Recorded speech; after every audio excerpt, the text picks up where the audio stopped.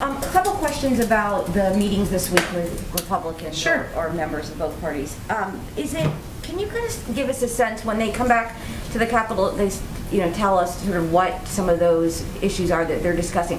What is your perspective on, is the number one issue the size of the package at this point? Is it how to pay for it, or is it specific proposals that are in it? You mean in terms of disagreement between? That need to be worked out, issues that need to be resolved. Well, I think it's pretty clear that most people, not only in the country, but also even in elected office, believe that our infrastructure is outdated, believe that we need to create jobs, believe that we need to compete with China. Those are all areas where, frankly, Democrats and Republicans have worked together for decades, and we are working on some different pieces of legislation in Congress now.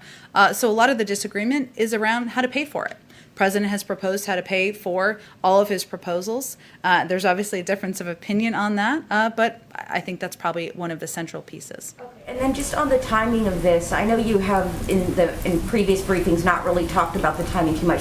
People are using Memorial Day or the end of May. I've talked about it many times, but You said the summertime, right? I've said progress by Memorial Day, Right. and hope to sign it by the summer.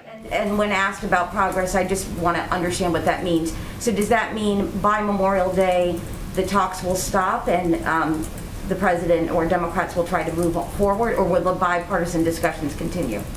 I don't think we can make that assessment quite yet, Anita. I think what we're looking at is we want to see if there's an opportunity to work together, but it doesn't mean we stop then. It just means we will be able to assess at that point where things sit, where we go from there. But as you know from covering these sausage-making, bill-making, policy-making extravaganzas, usually there's talks right until the very moment when something's passed. So I would expect they would continue until that moment. Really quick, to clarify just what Steve was saying, was the entirety of the president's remarks with the governors, the virtual remarks, live stream? Is that what you were? I believe it was.